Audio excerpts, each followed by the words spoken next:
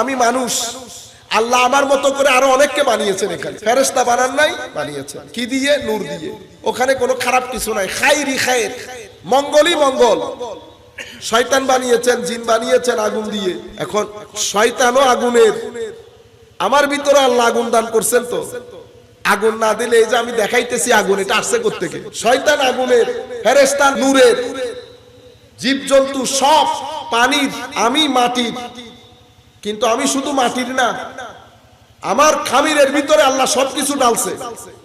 আমার খামির যখন তৈরি করতেছেন, সেখানে পানি লাগছে, মাটি লাগছে, হাওয়া লাগছে, আগুন লাগছে, অতঃপর সেখানে আল্লাহ রাব্বুল আলামিন নূর দান করেছেন। সেই কারণে আমি ফেরেশতার বৈশিষ্ট্য ধারণ করি, কিন্তু আমি নিরেট ফেরেশতা না।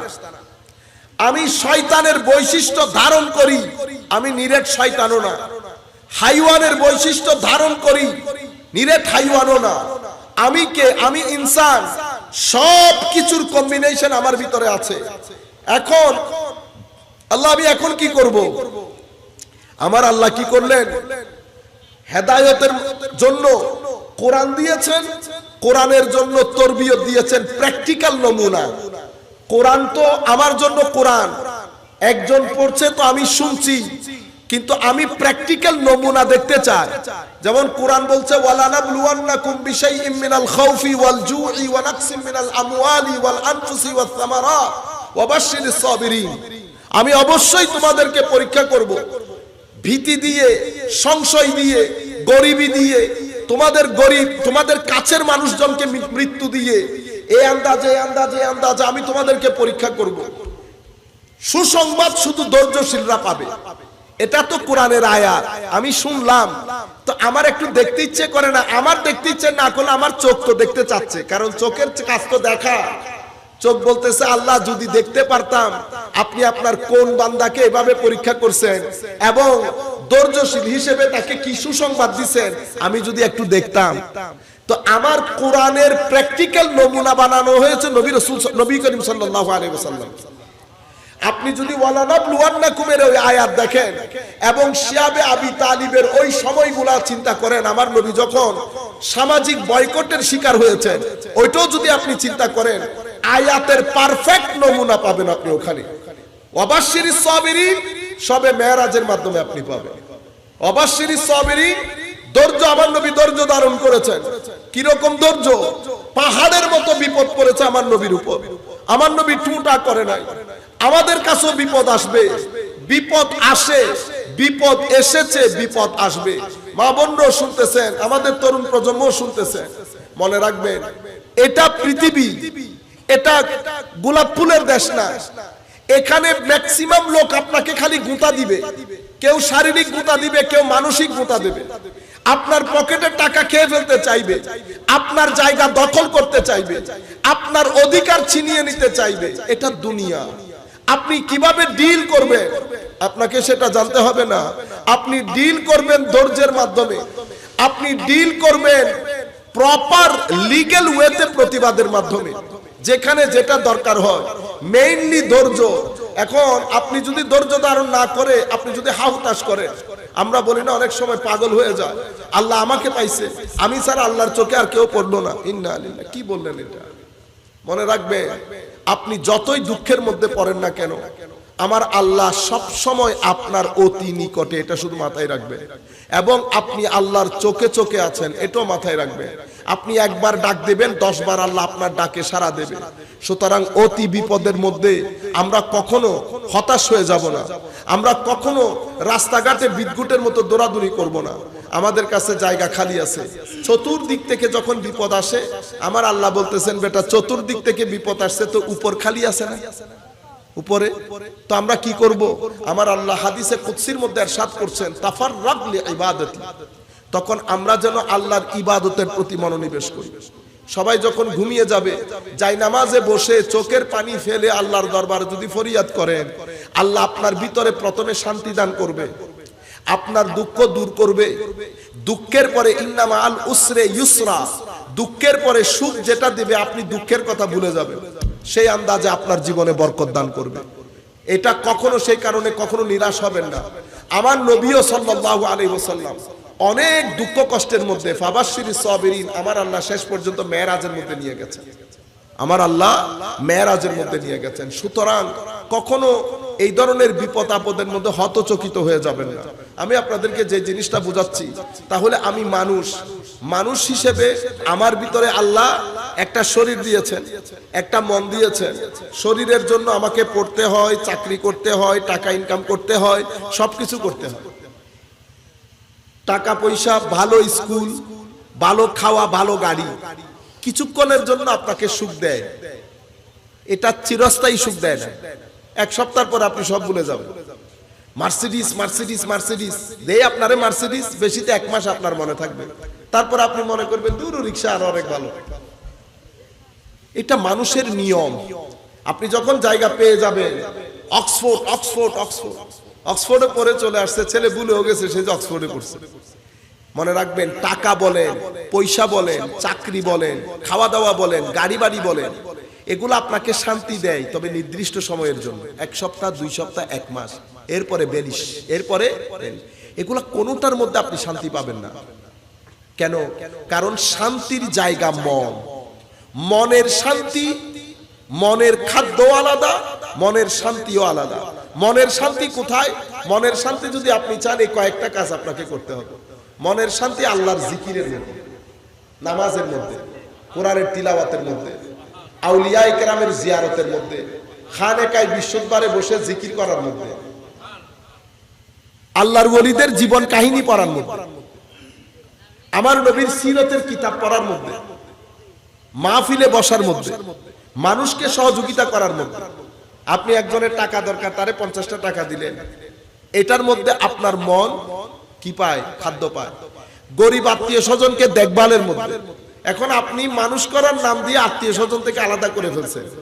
আপনি লেখাপড়া ঠিকই করছেন, মন তার খাদ্য পায় না, মন তার খাদ্য পায় না। শরীর শক্তিশালী হয়েছে, মন দুর্বল হয়ে গেছে। আপনি ইমব্যালেন্স করে ফেলেছেন। যেই ইমব্যালেন্স করেছে, মন এবং শরীর দুইটা যদি ব্যালেন্স করতে না পারেন, তা আপনি টেনশন মুক্ত রাখতে পারবেন না আপনার ছেলেকে, ডিপ্রেশন মুক্ত রাখতে পারবেন না আপনার ছেলেকে। সে আত্মীয় স্বজনের কাছে যাবে না, সে এক ধরনের একটা জীবন যাপন করবে এবং তার ভবিষ্যৎ অনেক খতরনাক হয়ে যাবে, করোনার চেয়ে ভয়াবহ। আমরা মনে করেছি দিন ধর্ম পালন করলে করলাম, না করলে নাই, কবরের মধ্যে কেউ কি দেখেনি। আমি আপনাকে এতক্ষণ পর্যন্ত যে কথা বলতেছি, একটা কথা কবরের বলি নাই, দুনিয়ার বলতেছি। আপনি আমার নবীর দিন বাদ দিয়ে আপনি দুনিয়ার মধ্যে যদি শান্তি পাইতেন, তো আমেরিকাওয়ালারা শান্তি কিনে, পৃথিবীর থেকে শান্তি কিনে আমেরিকাওয়ালারা ওখানে স্টকের মধ্যে রেখে দিত। কিন্তু শান্তি নাই, শান্তির খোঁজে এখানে আসে, শান্তির খোঁজে পৃথিবীতে ঘোরে। সম্মানিত উপস্থিতি, শান্তির মূল জায়গা তাওহীদ। শান্তির মূল জায়গা কি? তাওহীদ। তাওহীদ হচ্ছে আমাদের ঈমানের প্রাণ, আমাদের ঈমানের মূল, আমাদের ঈমানের শিকড় হচ্ছে তাওহীদ। তাওহীদের চাবি হচ্ছে রিসালাত। তাওহীদের চাবি কি? রিসালাত। রিসালাতের মূল শিকড় হচ্ছে আনুগত্য তথা এতাত। আর এতাত এবং আনুগত্যের চাবি হচ্ছে মহব্বত। কয়টা পাইলে? 4টা জিনিস। একটা হচ্ছে আমাদের ঈমান। ঈমান বাদে মনের খাদ্য আসবে না, মনের খাদ্য আসবে না। আপনারা, আমাদের মারা রেগে যান, ছেলে যখন বউ নিয়ে কক্সবাজারে গেছে, আমাদের মারা রেগে যান, মন খারাপ করে।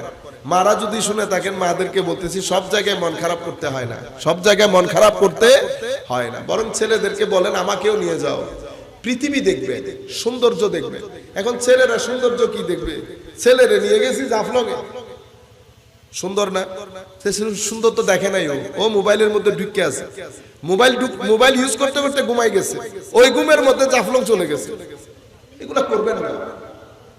পৃথিবী দেখবে, ঘরে বসে সুবহানাল্লাহ সুবহানাল্লাহ সুবহানাল্লাহ যদি 1 লাখ বারও বলেন, ওই সওয়াব হবে না যেই সওয়াব আল্লাহর দুনিয়া দেখার পরে মন থেকে যখন বলবেন ও সুবহানাল্লাহ, আপনি যখন এটা মন থেকে বলবেন, ওইটা যেই জিন্দেগি আপনার রূর ভিতরে সঞ্চালিত করবে, এটা আপনি তসবির মধ্যে 1000 বার বললেও ওই জিন্দেগি আসবে না। তাইলে ঈমানের প্রাণ হচ্ছে তাওহীদ। তৌহিদের চাবি হচ্ছে রেসালত, রেসালতের মূল প্রাণ হচ্ছে এতাত, আনুগত্য, আনুগত্যের চাবি হচ্ছে মহব্বত। তাইলে টোটাল কয়টা পাইলাম? একটা ঈমান, একটা তৌহিদ, একটা রেসালত, একটা এতাত, একটা মহব্বত। তৌহিদ অনেক গুরুত্বপূর্ণ জিনিস। তৌহিদ আপনার ভিতরের জগৎকে সুন্দর করে, নুরানি করে। আমাদের আফসোসের বিষয় হচ্ছে সবকিছু নিয়ে আমরা ডিভিশন করে ফেলেছি। কিছু স্টেজের মধ্যে আমরা শুধু তৌহিদের কথা বলি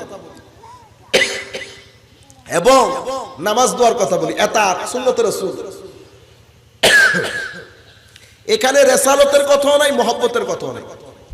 সেই কারণে এই ধরনের স্টেজে যারা যায়, এই ধরনের বক্তার বক্তব্য যারা শুনে, এই ধরনের ওয়াজে যারা বসে, তারা নামাজ পড়ে, আমল করে অনেক, কিন্তু মহব্বত, শবে বরাত, মুহররম, এটা তাদের ভিতরে বিন্দু পরিমাণ দাগ কাটতে পারে। যাই যাই যাই একেবারে রবিউল আউয়াল শরীফও চলে যায়, ভিতরে কোনো আওয়াজ নাই, নাকের মধ্যে বিরিয়ানির খুশবু পর্যন্ত লাগে না। আপনি এভাবে এক পেশে হয়ে গেছে। আবার আরেক পাশের মধ্যে শুধু রেসালত এবং মহব্বত, তৌহিদের আলোচনাও নাই, সুন্নতে রাসূলের আলোচনা সেই অর্থে নাই। ইনাদের অডিয়েন্সের মধ্যে, মানে আমাদের অডিয়েন্সের মধ্যে নামাজের প্রতি সেই গুরুত্ব, কারণ তারা ভিতর থেকে একটা আত্মতুষ্টিতে ভুগে যে নামাজ না পড়লে হুজুর বলছে তো মহব্বত হইল আসল, মহব্বত হইল আসল, নামাজ দোয়া পড়তে হয় না। সেই কারণে আমাদের এখানে নামাজ দোয়া কম। নামাজ দোয়া যিনি মাহফিল করতেছে উনি কিন্তু মাহফিলের দিন আসরের সময় টুপিটা পড়ছে, ওই দিন ফজরের নামাজ, জোহরের নামাজ আল্লাহ পাক জানে, ইল্লা মাশাআল্লাহ সবাই তো আরেক ধরনের। আমি বেশিরভাগ বলতেছি আপনাদের, সব ডিভিশন হয়ে গেছে। না, ডিভিশন হবে কেন? একসাথে করি। তৌহিদের কথা যিনি বলবেন উনি রেসালতের কথা বলবেন, যেভাবে আমরা এখন বলতেছি। সুন্নতে রাসূলের কথা যিনি বলবেন উনি মহব্বতে রাসূলের কথা বলবেন। তাহলে তো আর ঝগড়া থাকলো না। আপনারা বুঝতে পেরেছেন? আমাদের এখানে আবার সুন্নতে রাসূল আমাদের ইন্টারেস্ট অনুযায়ী মিঠা খাইতে হবে, এটা সুন্নতে রাসূল। ও ভাই একদিন না খাইয়া থাকা, এটাও সুন্নতে রাসূল। শুধু মিঠা খাওয়া সুন্নত না, হরদম সত্য কথা বলো, এটা আমার নবীর সুন্নত। মানুষের সম্মানে একেবারে এক পাশে রাস্তার নিচের দিকে তাকিয়ে হাঁটা, এটা আমার নবীর সুন্নত। পকেটে যা আছে মানুষকে দিয়ে দাও, এটা আমার নবীর সুন্নত। আপনি শুধু মিঠা খাওয়া সুন্নত পাইলেন, আরেকজন শুধু দাড়ির মধ্যে সুন্নত। কোন জায়গায়? দাড়ির ভিতরে সুন্নত, কিন্তু মানুষের সাথে সদ্ব্যবহার করো যে সুন্নত, সেটা সে জানে না। সেই কারণে গাল ভর্তি দাড়ি। কিন্তু কিছুদিন আগে একটা প্রোগ্রামের মধ্যে আপনারা দেখছেন হয়তো, মানুষই মানুষ। তো সেখানে আমাদের অনেক বড় অফিসার, উনি আমাকে দেখে একটা ছবি তুলতে চেয়েছেন আর কি। আমার কাকা পিছনে বসা, কাকার এক মুখ দাড়ি, কাকা 2 মিনিটে উঠে পারে নাই, তার উপর থেকে তুললে একটা আসার মারে। ইন্না লিল্লাহ। এটাকে অভদ্রতা বলে। কি বলে? অভদ্রতা। অহংকারের কারণে অভদ্রতা। আর আমার আল্লাহ অহংকারীকে ভালোবাসেন না। তাহলে আপনার এটার সাথে ওইটা যায় নাই, কারণ আপনি সুন্নত বুঝতে ভুল করেছেন। সুন্নত বুঝতে ভুল করেছেন। আমাদের এখানে সব আলাদা আলাদা, যার সাথে যেটা যায় সেটাকে সুন্নত বলে চালিয়ে দেয়। সুন্নত একটা কম্প্রিহেন্সিভ জিনিস। একটা মানুষকে প্রকাশ্যে অপ্রকাশ্যে ভিতরে বাহিরে সুন্দর লাগার জন্য যত গুণ আছে সব আমার নবীর সুন্নত, সব আমার নবীর সুন্নত। তাহলে তাওহীদ অতীব গুরুত্বপূর্ণ জিনিস। তাওহীদের নূর আপনার ভিতরের জগৎকে আলোকিত করে, আপনার ভিতরে বেনিয়াজি দান করে, আপনার চরিত্রের মধ্যে অটুট অবিচলতা দান করে, আপনার ভিতরের জগৎ থেকে অন্ধকার এবং কালিমা গুনাহের দূর করে। তাওহীদের সাথে যদি আপনি রপ্ত করতে পারেন, তো আপনার রপ্তের জন্য রেসালত লাগবে। আর আপনার যে পঞ্চ ইন্দ্রিয়, সেই পঞ্চ ইন্দ্রিয়ের ভালো ব্যবহার লাগবে। আমি এটা গুরুত্বপূর্ণ পয়েন্ট, একটু চেষ্টা করবেন, আমরা শেষের দিকে আর 5 মিনিটের মধ্যে শেষ করে দেব। সম্মানিত উপস্থিতি, এই যে কাতারে ছেলে থাকে, কাতারে ছেলে অ্যাক্সিডেন্ট করছে, মা এখানে কিচেনে রান্নাঘরে কাজ করতেছে, যেই ছেলে সাকারাতুল মউত, মা পাগলের মতো রাস্তায় বেরিয়ে এসেছে দৌড় দিয়ে, চিল্লানি দিয়ে, ওই হই হই আমার ছেলের কি হয়ে যাচ্ছে, কেউ আসেনি, কেউ ফোন দেবে, আজীব বিষয় না। তো মা জানলো কেমনে? এটাকে বলে রব্ত, কানেকশন। মার সাথে, মাতৃত্বের সাথে ছেলেত্বের একটা কানেকশন আছে।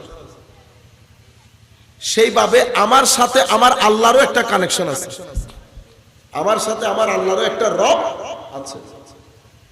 মা যেমন সন্তানের দুঃখে দুঃখী হয়েছে, ঠিক সেভাবে আমার দুঃখেও আল্লাহ দুঃখী হন, আমার সুখেও আল্লাহ সুখী হন, যদি কানেকশন থাকে। কানেকশনটা কখন হয়? যখন এই পৃথিবী যখন আল্লাহ সাজিয়েছেন, পৃথিবীতে সব ভালো জিনিস দেন নাই আল্লাহ, খাইর এবং শার, ফাআলহামাহা ফুজুরাহা ওয়া তাকওয়াহা, খাইর এবং শার দিয়ে আল্লাহ পৃথিবীকে সাজিয়েছেন। এখন কানেকশন তৈরি কেমনে করে? আপনার চোখ দিয়ে যদি খাইর দেখেন, হাত দিয়ে যদি খাইর ধরেন, মুখ দিয়ে যদি খাইর বলেন, কান দিয়ে যদি খাইর শুনেন, অটোমেটিক্যালি আপনি কিভাবে যে আল্লাহর সাথে আপনার কানেকশন হয়ে যাবে আপনি বুঝতেও পারবেন না। আমাদের কানেকশন হয় না কেন?